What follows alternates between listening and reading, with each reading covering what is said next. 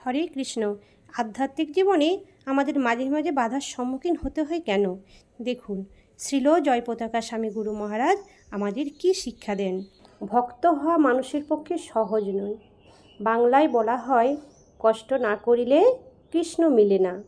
যদি তুমি একটুও কষ্ট না করো তাহলে তুমি শ্রীকৃষ্ণকে পাবে না।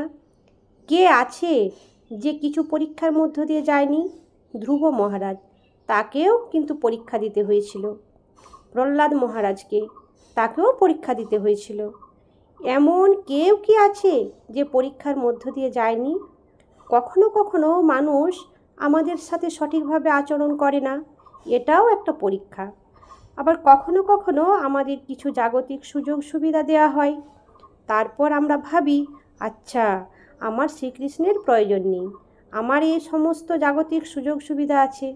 সবটি এক এক ধরনের পরীক্ষা।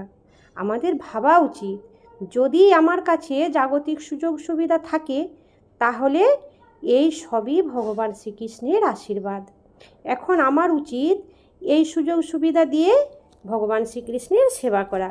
যদি আমার কোনো দুর্ভাগ্য হয় তাহলে আমার কাছে যা আছে তা দিয়ে ভগবান শ্রীকৃষ্ণের জন্য সে ব্যবহার করব।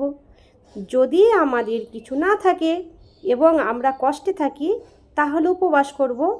আমাদের যেভাবেই হোক এটি ভাবা উচিত যে এই জড় জীবন কোনো সহজ জায়গা নয়, আমার শ্রীকৃষ্ণের সেবা করা উচিত। কৃষ্ণ মাতা, কৃষ্ণ পিতা আর শ্রীকৃষ্ণই ভগবান।